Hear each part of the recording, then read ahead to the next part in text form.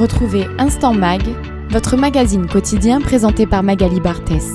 Aujourd'hui, nous rendons hommage à un héros d'Israël, le sergent Gary Lalrou-Aikima Zolat, de mémoire bénie, tué le 11 novembre dans le nord de Gaza. Nous écouterons le témoignage émouvant de son papa Dagan Zomingliana Zolat, suivi de celui de Ayelea Bareli, qui alimente la page Instagram dédiée à Gary. Puis nous compléterons cette interview avec Michael Frund, directeur de l'association Shavei Israël, qui aide ces communautés juives indiennes dans leur processus d'Alia. Cher Dagan, votre fils avait effectué son Alia en famille en 2006. Pourriez-vous nous dire quel a été son parcours et quel garçon était-il? Gary born in 2003. He's a simple boy. When he was young, he had some special career. He loved pets. He's very brave. He never cried when he was a baby. When he was 3.5 years, we make Aliyah from Mizoram, India. We are from a tribe of named Manasseh. We are Zionist people. So we come to Israel. Then Gary also, like other children, he was in a country school. He is some kind of boy. He want to be independent. When he was 12 years, he want to earn money for himself. He was elder. He is with a friend. Anytime he want to help all the friends, will give all his goods like his dress, his shoe. He will give them. If we buy a new one, they will change the whole one. Then whenever some as young boys, there is some time with quarreling or sometime best question with other people, other friends. He will defend all his friends. When he was young boys, religious. Gary est né en 2003. C'était un garçon simple qui aimait les animaux. Lorsqu'il a eu 3 ans et demi, nous avons fait notre Alia. Nous sommes venus en Israël depuis le Mizoram en Inde. Nous faisons partie de la tribu des Bnei Ménaché. Nous sommes un peuple sioniste et c'est pourquoi nous sommes venus en Israël. Gary était comme tous les autres enfants, il est allé à l'école, il a toujours été une personne indépendante et quand il avait 12 ans, il voulait déjà gagner de l'argent par lui-même. En grandissant, il était souvent avec ses amis. Il voulait les aider tous. Il aurait donné ses chaussures à ses amis si nécessaire. Lorsqu'il y avait des bagarres, il défendait toujours ses amis. Quand Gary était jeune, il aimait prier et venir avec nous en famille pendant le Shabbat. Ensuite, au lycée, il était fan de football et de jeux vidéo. Il adorait les jeux d'action auxquels il pouvait jouer toute la nuit. Il aimait la photographie et a appris cette discipline au lycée. C'était le genre de personne qui aimait accomplir ce qu'il se fixait comme objectif. Par la suite, il a rejoint l'armée. Sa maman ne voulait pas qu'il soit combattant, mais lui, il le voulait. Il a intégré la brigade Kfir, l'infanterie, puis il a commencé des cours de recrutement. Après avoir terminé ses cours, il a rejoint les commandos. Après 6 mois d'entraînement, il a encore suivi 8 mois de formation dans le Sayeret, les commandos. Il a encore suivi 8 mois de formation dans les commandos du Sayeret, mais après avoir subi de la discrimination, il a été écarté et renvoyé dans l'armée ordinaire en tant que non-combattant. Cependant, il voulait être combattant, il ne voulait pas être un simple soldat. Il était très difficile de revenir dans les unités combattantes après ce genre de situation. Il a alors dit à son officier qu'il ne voulait pas être un simple soldat et que si ses services étaient nécessaires, il était prêt à recommencer depuis le début. Il a grimpé les échelons pour intégrer le 92e bataillon d'infanterie, le Shimshon, et devenir tireur avec une mitrailleuse lourde. Il devait être tout le temps avec son peloton en première ligne pour protéger le pays où qu'il soit nécessaire. Un de ses amis m'a dit que lorsqu'il était en service au camp, alors qu'il commençait de 23h à 3h du matin, un de ses amis avait un problème et ne pouvait pas faire son quart. Cet ami lui a demandé s'il pouvait le remplacer car personne ne voulait le faire, mais Gary n'a pas hésité. Il se sacrifiait toujours pour ses amis, il voulait toujours les aider et les faire rire.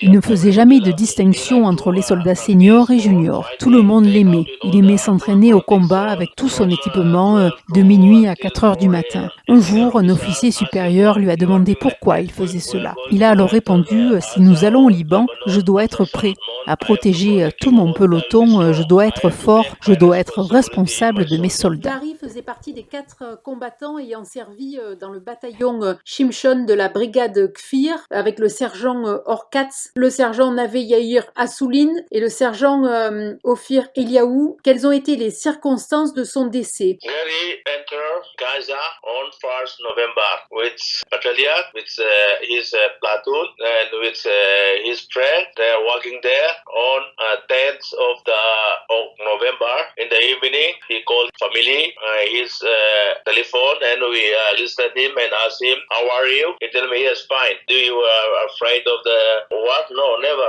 I'm fighting for our country. We never afraid of them. Then any problem regarding food? Yeah, we get food. Everything is okay. But I have injury in my leg.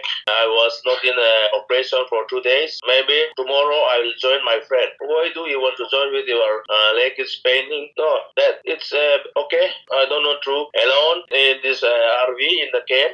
Well, my friend is fighting for our country. Why I will be rest? I want to go there. I have to protect them. I am a gunner. I have to protect all my platoon. I have to guide them. I have to defend them. So I will join tomorrow. That's mean on 11 November. Gary est entré dans Gaza le 1er novembre avec son peloton. Le 10 novembre, dans la soirée, il a appelé sa famille. Nous lui avons demandé « Comment vas-tu ?» Il a répondu qu'il allait bien. « As-tu peur ?» Non, jamais. Nous combattons pour notre pays. Nous n'avons jamais peur. Tout va bien, mis à part une blessure à la jambe. Je n'ai pas participé à l'opération ces 2 derniers jours, mais peut-être que demain, je rejoindrai mes amis. Pourquoi veux-tu les rejoindre si ta jambe te fait mal? Ce n'est pas grave.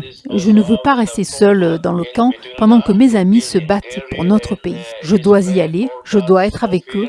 Je dois les protéger. Je suis mitrailleur, je dois protéger tout mon peloton. Je dois les guider, les défendre, donc je les rejoindrai demain. Le 11 novembre 2024, il a rejoint ses amis combattants à Beth Laïa. Ils ont terminé avec un premier bloc de bâtiments, mais à l'intérieur de notre bâtiment, des membres du Hamas étaient présents. Le peloton était divisé en 6 groupes.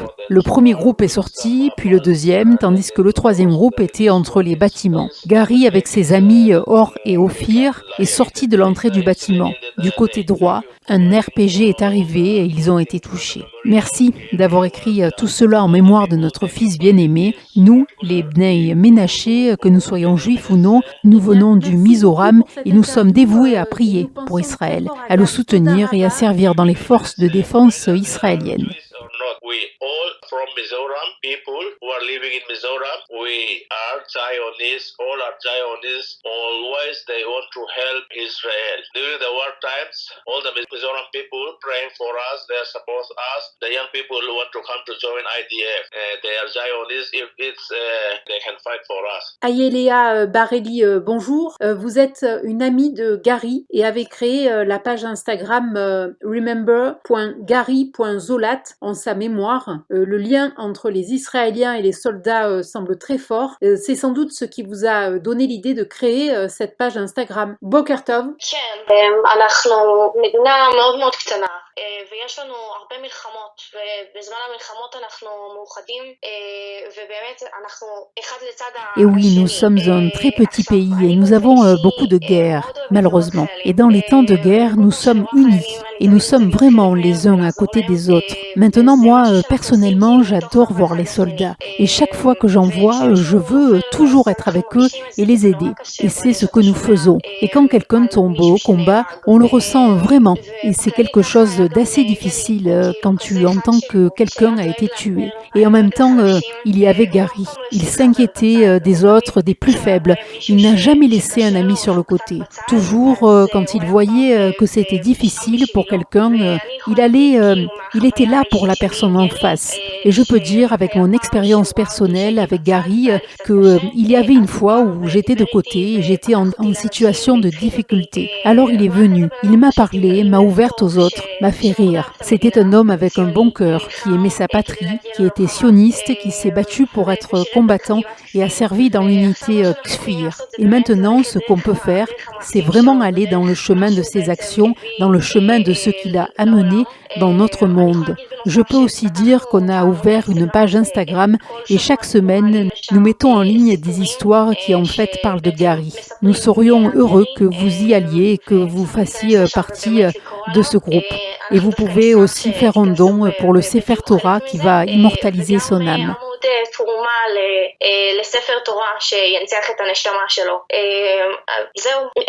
Eh bien, merci beaucoup pour cette interview. Michael Frond, bonjour. Vous êtes le directeur de l'organisation Shavei Israël qui aide au retour des Juifs du monde entier en Israël, avec un intérêt pour ce que l'on appelle familièrement les tribus perdues et qui soutient la famille de Gary. Pouvez-vous nous en dire plus?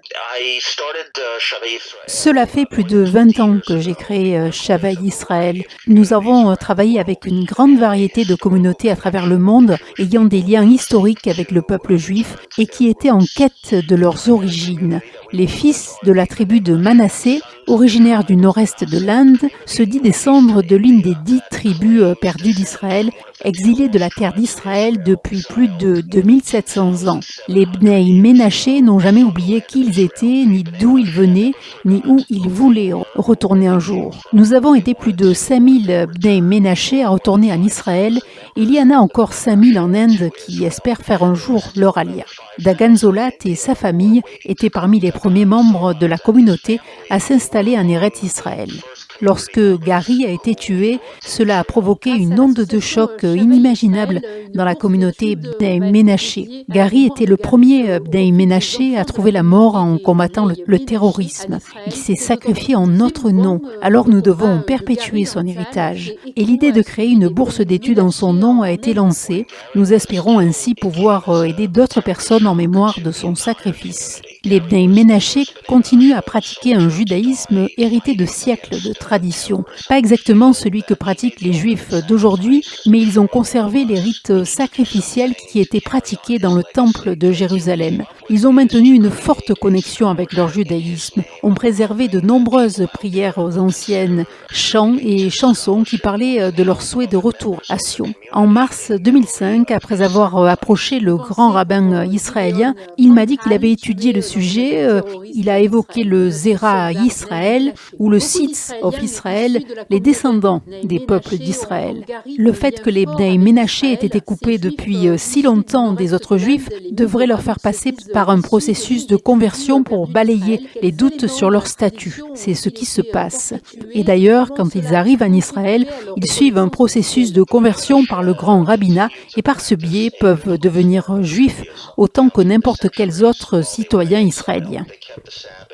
Not exactly the way that contemporary Jews might, but they celebrated the festivals, and they were even still doing the sacrificial rites that had been performed in the temple in Jerusalem. They had a strong sense of connection with their Judaism. They preserved many ancient prayers and chants and songs which spoke about their longing to return to Zion. In March of 2005, after I had approached Israel's chief rabbi, he studied the matter. He issued a ruling recognizing the Bnei Menashe as what is called Zera Yisrael, or the seed of Israel, the descendants of the people of Israel. He said because they were cut off for so long from the rest of the Jewish people, they needed to go through a conversion process to remove any doubts about their status. Here's what happens. When the Bnei Menashe come to Israel, they undergo a conversion process by the chief rabbinate, and they are just as Jewish as any other Israeli citizen. Une bourse d'études va être dédiée en mémoire de Gary au profit des enfants de la communauté de Bnei Ménaché. Comment ce bel élan de solidarité a-t-il pu se mettre en place?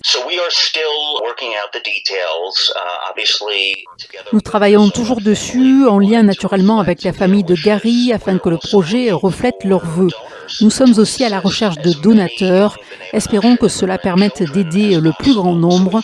Les Bnei Ménaché font preuve d'une grande volonté au quotidien, alors quel plus bel hommage à Gary que celui de renforcer la place des jeunes Bnei Ménaché dans la société israélienne.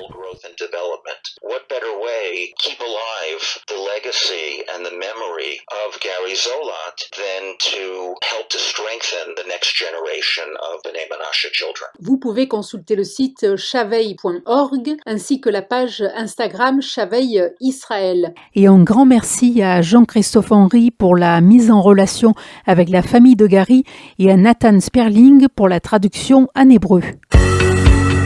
Retrouvez Instant Mag, votre magazine quotidien présenté par Magali Barthès.